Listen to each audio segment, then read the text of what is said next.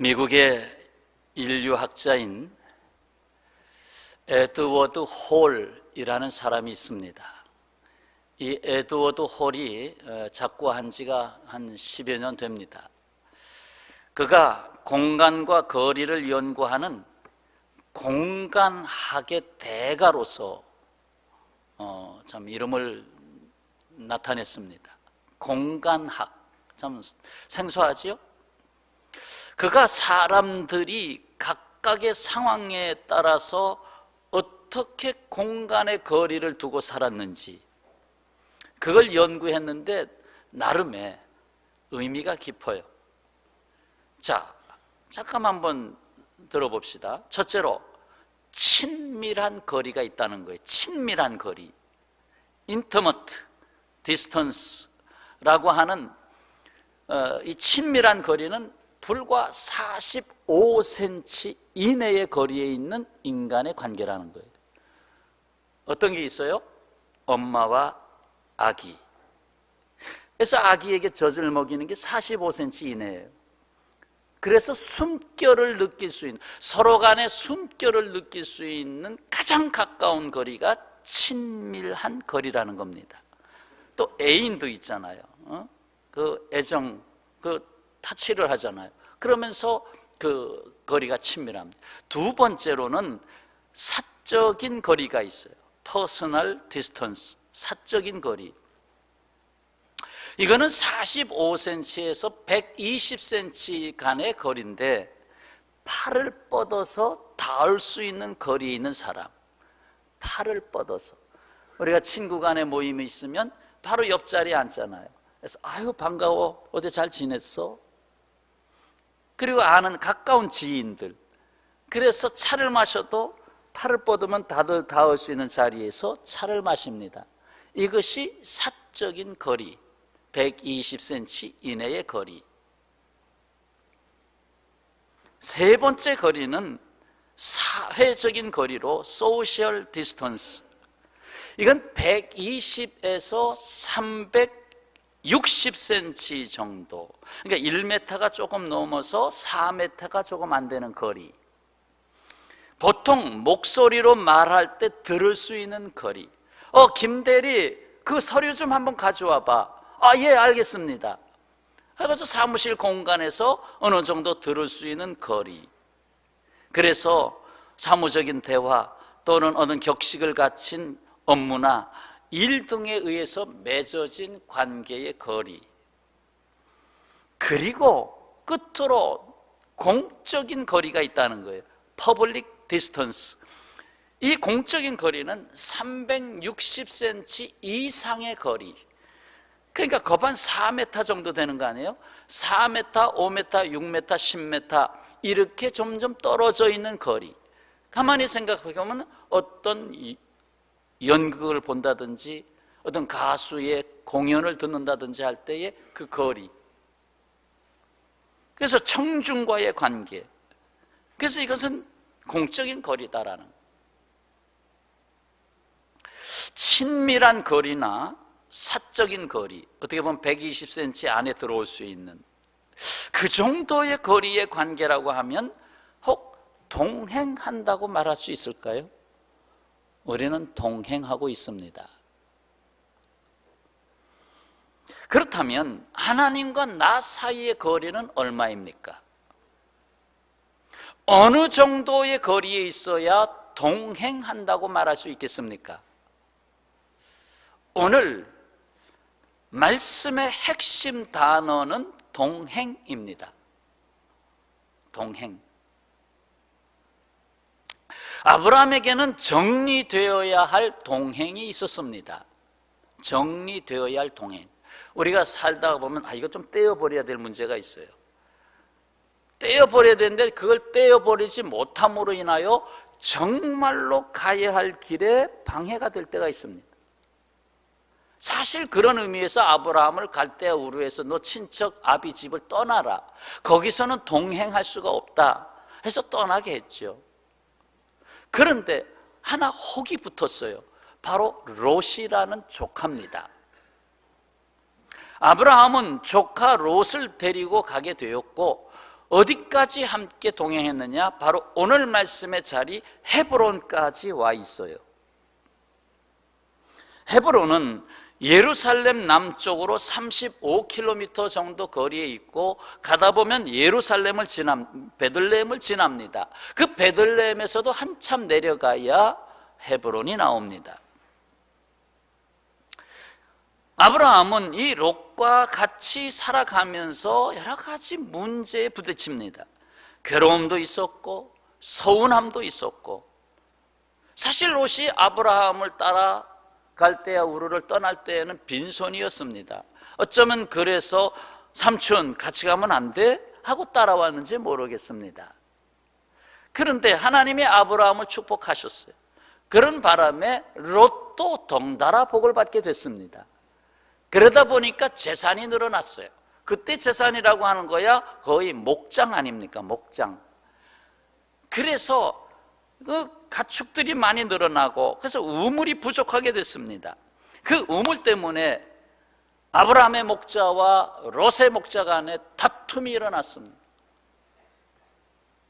그 이야기가 오늘 본문 바로 앞에 있는 창세기 13장 6절부터 9절까지의 이야기입니다. 여기서 아브라함은 롯에게 제안을 합니다. 8절, 아브라함이 롯에게 이르되 우리는 한 친족이라 너나 나나 너나 내 목자나 네 목자나 서로 다투게 하지 말자. 내 앞에 온 땅이 있지 아니하냐? 나를 떠나가라. 이제 동행의 문제에서 정리를 좀 해야 되겠다. 나를 떠나가라. 네가 좌하면 나는 우하고 네가 우하면 나는 좌하리라. 롯과의 분쟁에서 아브라함의 선택은 자신의 것을 포기하고 우선 양보하는 것이었습니다. 다시 말해서 롯에게 먼저 선택권을 주었어요. 네가 먼저. 네가 만약에 여기 머물기를 원하면 내가 떠나겠다. 네가 먼저 선택해라. 롯의 선택은 눈에 보기에 좋은 것을 선택했습니다. 그것이 10절부터 12절까지 내용이에요. 롯이 눈을 들어 요단 지역을 바라보니까 물이 넉넉합니다. 괜찮겠다. 소돔과 고모라를 아직 하나님이 멸하시기 전이었기 때문에 자기가 눈으로 보니까 에덴 동산 같았고, 나일강으로 풍부한 저 애굽과도 같았다. 그래서 롯은 요단 온 지역을 택했고, 그래서 동쪽으로 옮기기 시작했습니다. 그래서 떠났습니다. 아브라함은 가나안 땅에 그대로 머물렀고, 롯은 결국 소돔까지 들어갔습니다. 롯이 선택한 소돔은 겉보기에는 괜찮았어요. 괜찮았지만 실상 그 자리에는 문제가 있었습니다. 겉으로는 멀쩡했지만 속으로는 죄악이 들끓는 악한 도시였습니다. 13절이 그것을 말하고 있습니다. 소돔 사람은 여호와 앞에 악하며 큰 죄인이었더라. 그 중에서도 가장 대표적인 죄가 동성연애지요. 소돔이 하면 동성연애를 하는 것을 말합니다. 소돔 자체가 동성연애자들로 들끓었기 때문에. 그런데 하나님 앞에 큰 죄인이었대요. 실상 롯의 선택은 아담과 하와의 선택을 되풀이하고 있습니다. 창세기 3장 6절, 아담의 부인 여자가 그 나무를 본즉 먹음직도 하고 보암직도 하고 지혜롭게 할 만큼 탐스럽기도 한 나무인지라. 그래서 그걸 먹고 남편에게도 주었습니다. 인류가 타락하게 된 것 중에 중요한 요소입니다. 내 눈에 보기에 괜찮다 하는 겁니다. 육적인 안목으로 보는 것입니다. 이 세상의 모든 선택이 육적 안목의 선택 때문에 병이 들었습니다. 그러나 하나님의 말씀을 따라 인생의 여정을 다시 시작했던 아브라함의 선택은 달랐습니다. 앞서서 가나안 땅에 기근이 왔을 때에 애굽에 잠시 가서 곡절이 있는 인생을 잠시 살고 급히 돌아오지 않았습니까? 자기 아내를 누이라고 말하면서, 물론 배달은 누이는 사실이었습니다마는, 그러나 누이라고 소개하면서 자기 아내를 바로에게 빼앗길 뻔했어요. 그걸 알고 있었던 아브라함이 내가 다시는 내 눈에 속지는 않겠다. 그래서 잠시 눈을 감은 거예요. 로사, 네가 먼저 선택해라.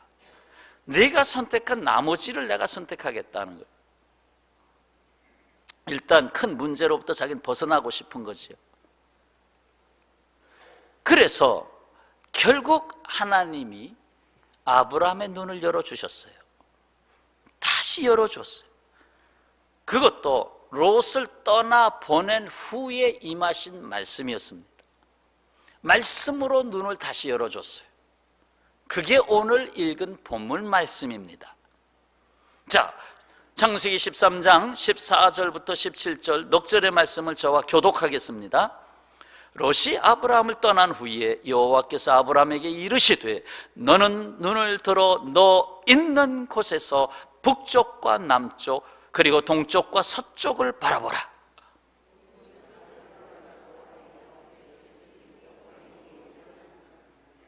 내가 내 자손이 땅에 티끌 같게 하리니 사람이 땅에 티끌을 능히 셀 수 있을진데 내 자손도 세리라.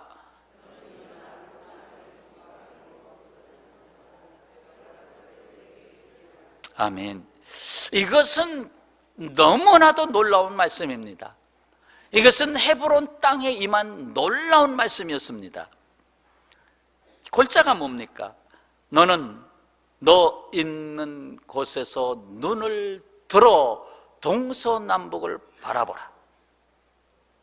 너 있는 곳에서 이제 너에게 보이는 땅을 내가 너의 눈을 다시 열어줬다. 육신의 눈이 아니다. 너에게 보이는 땅을 내가 너와 내 자손에게 주리니 영원히 이르리라. 내가 내 자손을 땅에 티끌 같게 하겠고 내가 한 사람도 빠지지 않고 다 세리라. 티끌이 얼마나 많습니까? 그런데 그걸 하나님이 세시겠다는 거예요.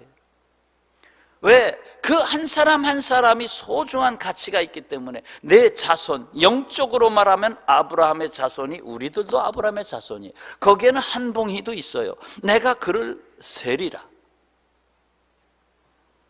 일어나 그 땅을 두루 다녀봐라. 내가 그것을 내게 주리라. 하나님은 아브라함에게 롯의 눈과 다른 눈을 열어주셨어요. 동서남북을 향하여 하나님의 비밀을 보게 하셨어요. 아니, 늘 살던 땅인데, 내가 하루 이틀 산 땅이 아닌데 여기서 이렇게 양떼가 불어나고 여기서 오랫동안 살았는데 동서남북을 다시 바라보라고? 늘 저 언덕도 넘어가 봤고 저쪽도 가봤고 동서남북을 다시 바라보라고? 다시 바라봐라. 이것은 하나님의 비밀을 그에게 풀어주는 눈이에요. 사실 말해서 선교적 비전의 눈을 열어주는 거예요. 결국 온 세상을 향한 하나님 나라의 비밀을 아브라함에게 드러내시는 일이었습니다. 너 있는 곳에서 바라보는 눈입니다. 이것은 롯이 바라보지 못했던 것입니다. 바라봤다면 아브라함 삼촌, 저는 여기서 있겠습니다. 여기가 괜찮아요. 그랬을 거예요. 그런데 제가 저쪽이 더 좋겠어요. 저쪽으로 갈게요. 내가 있는 땅에 내가 왜 여기 있어야 하는지 나의 존재감을 롯은 찾지 못했습니다. 그러나 아브라함은 거기서 내가 너를 여기 있게 해야 할 가치를 보게 하리라. 너 있는 곳에서. 여기에는 하나님 나라의 비전이 있어요. 아브라함의 자손이 티끌처럼 번성하게 하겠다 하는 것은 온 세상에 구원받는 하나님의 백성을 준비하겠다고 하는 거예요. 내 발이 닿도록 하라는 것입니다. 하나님의 비밀은 눈에 머물지 않습니다. 발이 닿아야 합니다. 발이 가야 합니다. 그렇습니다. 세상 사람들은 어리석게도 멸망할 소돔을 택하는 육적인 눈에 잡혔습니다. 그러나 영적으로 아브라함의 자손이 된 그리스도인들은 위로부터 주시는 하나님의 비밀을 맡은 자들이 됐어요. 하나님의 비밀을 맡았어요. 복음의 비밀이 담겼어요. 하나님 나라의 비밀이 있어요. 사랑하는 성도 여러분, 아브라함의 여정은 하나님을 항상 새롭게 만나는 것이었습니다. 새롭게 만나는 거예요. 평생을 살아가면서 하나님을 그 인생의 단계 속에서 또다시 새롭게 만나고, 50대에 만난 하나님, 70대에 만난 하나님, 100세에 만난 하나님, 이젠 150세까지 산대잖아요. 150세에 만난 하나님. 우리는 앞서서 2주일에 걸쳐서 세겜과 베델의 여정을 밟았습니다. 어깨라는 뜻을 가진 세겜에서는 지난 과거의 삶을 세겜 상수리 나무 아래에 묻고 위로부터 주시는 새 힘을 얻었어요. 그래서 지난 날들의 삶, 인생의 무게, 어깨의 짐을 다 내려놓고 하나님이 다시 아브라함, 내가 너에게는 거룩한 짐을 맡겼다. 내가 너에게는 거룩한 짐이 있다. 아브라함, 새로 출발하자 하면서 어깨라는 의미를 갖고 있는 세겜의 제단을 쌓았던 것입니다. 그리고 그 다음에 옛 이름 루스, 곧 베델에서 떠나 다시 베델로 돌아오는 여정에서는 인생의 곡절을 겪었습니다. 베델, 하나님의 집, 루스, 살구나무, 아몬드나무, 뜻을 가진다고 했죠. 자, 거기서 떠나서 애굽으로 갔다가 곡절을 겪었어요. 그렇지 않아요? 그랬다가 다시 급히 하나님이 그를 되돌려서 베델로 돌아오게 하시지 않았습니까? 베델에서 나가서 다시 베델로 돌아오는 제단, 그것을 우리는 주일 예배의 삶에서 세상의 곡절 사연이 많은 인생의 자리로 갔다가 또다시 우리의 인생을 치유하시고 새 힘을 주시고 이렇게 세워주시기 위해서 다시 주일의 삶으로 부르신다. 그렇게 말씀을 드렸어요. 주일의 삶에서 다시 주일의 삶으로. 따서 하실래요? 주일의 삶에서 다시 주일의 삶으로. 그러면서 그 루스 살구나무 그 이야기를 거기에서 역사 속에서 담으셨잖아요. 모세와 아론을 살려주시기 위해서, 돌에 맞을 뻔했던 그들을 살려주시기, 지키시기 위해서 아론의 제사장의 지팡이를 언약궤 앞에 갖다 두고 다른 지파들 다 갖다 뒀지 않았습니까? 오직 하나님이 택한 그 지팡이 마른 살구나무에 꽃이 피고 열매를 맺게 해주셨어요. 뭡니까? 다시 성소에 나가 맡겼을 때 다시 일으켜 세워주시는 주님을 만났습니다. 그게 베델의 제단이었어요. 그리고 오늘 제단, 헤브론 제단에 이르렀습니다.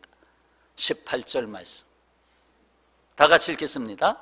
이에 아브라함이 장막을 옮겨 헤브론에 있는 마므레 상수리 숲에 이르러 거주하며 거기서 여호와를 위하여 제단을 쌓았더라. 아멘. 이후 계속 창세기를 읽어 내려가다 보면 마므레라는 이름이 자주 등장합니다. 마므레라는 이름은 아모리 족속 중 하나의 이름으로서 창세기 14장 13절에 보면 헤브론과 마므레는 같은 지역으로 보게 됩니다. 같은 지역, 헤브론과 마므레. 마므레 상수리 나무, 마므레 앞 하면 이게 헤브론이구나 하는 걸 알게 됩니다. 헤브론은 동맹, 연합, 친교 등의 뜻을 갖고 있습니다. 그래서 동맹, 연합, 친교, 여기에서 이것을 우리가 동적인 개념으로 동행한다라는 단어를 강조한 것입니다. 영어에서 이 헤브론 헤브론을 영어로 표현할 때 아주 걸맞는 단어가 있습니다. 그 단어는 SNS의 어플 중에 많이 사용하고 있어요. 전부 다 사용하고 있어요. 바로 밴드라고 하는 것입니다. 그래서 가족 밴드가 있죠. 서클 밴드가 있죠. 또 우리는 조카들까지 한꺼번에 묶은 가문 밴드가 있어서 24명이 들어와 있어요. 그래서 영광의 가문 제목이 그래요. 뭐 회사 밴드 뭐 많잖아요, 여러분. 밴드에 올린 사진은 지워지질 않아요. 그래서 아이들이 자라나는 과정은 전부 밴드에 올리잖아요.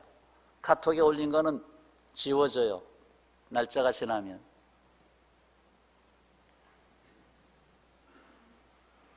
밴드는 무슨 뜻이죠? 묶어주는 것입니다. 연합입니다. 밴드에 들어온 사람들은 동맹 관계 속에 들어오는 것입니다. 가족 동맹, 서클 동맹, 그 안에 들어왔어요. 그래서 헤브론 밴드입니다. 헤브론 밴드에 들어와 있는 거예요. 헤브론은 하나님께서 아브라함에게 견고한 동맹을 맺고 하나님과 묶어주는 삶의 자리였습니다. 그 한 단계 한 단계 훈련해 가시면서 헤브론까지 온 거예요. 헤브론, 이제 내가 너에게 할 말이 있다. 너 나와 동맹을 맺었다. 너는 나 없이는 안 된다. 나 또한 네가 필요하다. 나와 동맹을 맺었다. 너의 인생은 나와 연합한 자로 사는 것이다. 내가 너와 항상 친밀한 사이로 있을 것이다. 이게 헤브론 제단의 은혜입니다. 유대인들에게는 헤브론이 굉장히 중요한 성지입니다. 첫 번째 성지는 예루살렘이고 두 번째 성지가 헤브론입니다. 왜 그러느냐 하면 헤브론은 유대인들에게 중요한 개념을 갖고 있어요. 헤브론에서 아브라함은 천사 셋을 대접했습니다. 그러면서 천사로부터 약속을 받잖아요. 1년 후에 아들이 있으리라. 그래서 100세 되어서 이삭을 낳잖아요, 아브라함이. 놀라운 하나님의 약속이 이루어지는 자리가 헤브론이었어요. 뿐만 아니라 이 이삭을 약속하신 것은, 이삭은 독생자 예수 그리스도께서 오셔서 십자가를 지게 된다는 것을 예표하기 위해서 이삭을 이 세상에 보냈어요. 그 이제 다음에 마지막 시간에 나올 겁니다. 모리아 제단에 가서 나올 얘기이지만, 나아가 이 헤브론에는 유적이 있어요. 무슨 유적이 있느냐? 무덤이 있어요. 무슨 무덤이 있느냐? 창세기 23장 19절, 그 후에 아브라함이 그의 아내 사라를 가나안 땅 마므레, 헤브론 마므레 앞 막벨라 밭 굴에 장사하였더라. 마므레는 곧 헤브론이라 까지 써놨어요. 창세기 23장 19절, 마므레는 곧 헤브론이라. 사라뿐만 아니라 창세기 25장, 35장, 49장, 50장 쭉 가면 아브라함도, 그의 아들 이삭과 그 부인 리브가도, 그의 아들 야곱과 레아도 헤브론 땅에 묻혔습니다. 어딜 갔다가 살았어도 장사는 헤브론 땅에 가서 장사를 지냈어요. 헤브론 땅은 하나님과 묶이는 자리였어요. 밴드가 되는 자리였어요. 죽을 때까지 하나님은 우리와 동행하십니다. 우리와 동맹을 맺으셨습니다. 죽음까지도 그것을 증거합니다 해서 헤브론에 묘지를 만들었고, 헤브론에 다 유명한 족장들이 거기에 묻혔어요. 그러니까 헤브론이 두 번째 성지가 된 거예요. 성경은 하나님과 동행한 자의 이름에 주목하고 있습니다. 창세기 5장 24절, 에녹이 하나님과 동행하더니 하나님이 그를 데려가심으로 세상에 있지 아니하더라. 성천한 사람 됐죠. 창세기 6장 9절, 노아는 의인이요 당대의 완전한 자라. 그는 하나님과 동행하였으며. 그래서 노아는 방주를 지어서 인류를 구원했죠. 동행은 일방적인 것으로는 될 수 없습니다. 쌍방이 함께 하는 것이 동행입니다. 나는 하나님과 동행하고 하나님은 나와 동행하십니다. 예수께서는 하나님의 마음을 잘 보여주셨습니다. 주님이 말씀하십니다. 누구든지 너로 억지로 오리를 가게 하거든 그 사람과 십리를 동행하라. 이 뜻은 제가 설교를 한 적이 있어요. 굉장히 중요한 거예요. 유대인들은 식민지 백성 아니에요? 로마에? 로마 사람이 야, 이 짐 나 힘들어 들어 하면 그 짐을 지고 가자 하면 쭉 걸어가는데 오리까지는 책임지고 가야 하는 거리입니다. 서로 약속된 거예요. 오리까지는 갔다가 아이고 제가 이제 바빠서 못해요, 아이고 저 선생님 이제 그만 가야 되겠습니다 하는 걸 오리 가서 내려놓게 돼 있어요. 그런데 예수님은 말씀합니다. 십리까지 가줘라. 십리까지 가라. 하나님의 생각과 사람의 생각, 사람의 생각은 율법적 사고에 매여 있어요. 법적 사고에 매여 있어요. 오리까지면 돼. 그러나 하나님의 생각은 달라요. 그 경계선을 넘어갑니다. 넘어서 오셨어요. 예수께서는 오리를 넘어서 나에게 찾아오셨어요. 하늘로부터 땅으로 낮은 곳으로 오리를 넘어서 찾아오셨어요. 그리고 말씀하십니다. 내가 세상 끝날까지 너희와 항상 함께 있으리라. 주님의 동행하심은 나는 오리까지 갈 수밖에 없는 사람인데 주님이 나와 동행하심으로 비로소 십리를 가는 사람이 됩니다. 십리만 갑니까? 백리도 갑니다. 백리만 갑니까? 땅 끝까지도 갑니다. 이것이 동행의 은혜입니다. 참 그렇잖아요. 어디 약속들 할 때 어떤 모임이 있어요. 그러면 시간이 어렵잖아요. 내는 시간이. 그런데도 이렇게 보면 친구들이 막 가요. 그러면 아유 우리도 힘들어도 가요. 그런데 만약에 친구들이 못 가면 나도 지금 할 일이 많고 엄청 피곤한데 나도 이번엔 못 갈 것 같아. 못 가요. 동행자에 따라서 내가 상당히 달라진다는 걸 알게 됩니다. 그래서 아이들도 뭐 수련회를 갈 때 친구가 가면 가고 친구가 안 가면 안 가요. 따라서 아시죠? 주님은 나의 친구. 그래서 가는 겁니다. 사랑하는 평화의 가족 여러분, 오늘 우리는 헤브론 제단에 함께 하고 있습니다. 바로 동행하시는 하나님이 드러내신 예배자의 삶입니다. 헤브론 제단, 곧 헤브론의 예배의 삶이라고 하는 것은 하나님 나와 동맹하셨습니다. 나는 주님과 연합한 자로서 나의 삶은 주님의 것입니다. 주님과 평생 동행하겠습니다. 주님은 나를 떠나신 적이 없습니다. 바로 그 예배의 삶이에요. 결코 우리는 홀로 있지 않습니다. 동맹을 맺은 자 되었습니다. 왜요? 하나님의 비밀을 열어야 하기 때문에.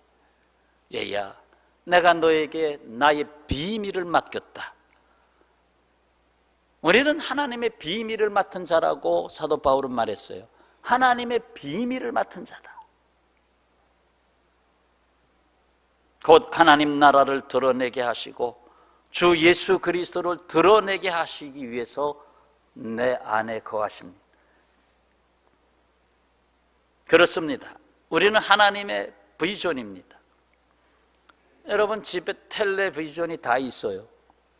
텔레비전, 멀리 있는 그림을 내 앞에까지 끌어다 놓는 것이 텔레비전입니다. 그러면 하나님의 하늘의 뜻이, 저 멀리 하늘의 뜻이 땅에서도 이루어지이다. 우리는 하나님의 텔레비전입니다.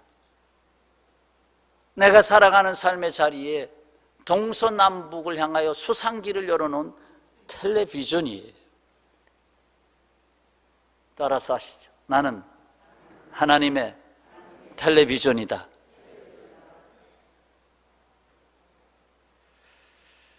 이를 위해서 우리는 이 세상이 끊어낼 수 없는 하나님과 동맹 맺은 자로 살아가고 있습니다. 여러분, 하나님과의 거리는 어떤 거리이십니까? 공적인 거리입니까? 아니면 친밀한 거리입니까?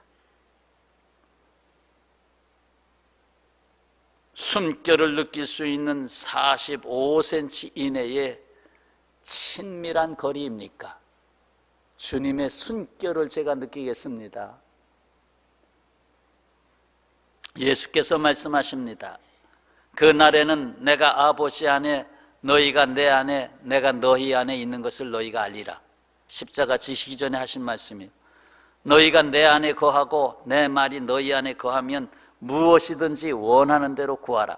그리하면 이루리라. 45cm예요? 내 안에 거하신다. 마이너스예요, 마이너스. 내 안에 거하신다. 나도 주님 안에 거한다.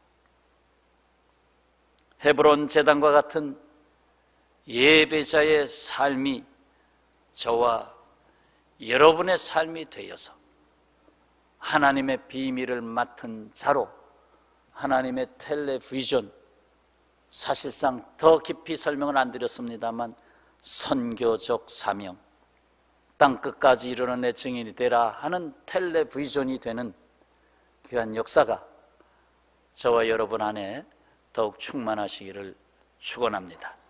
기도하겠습니다.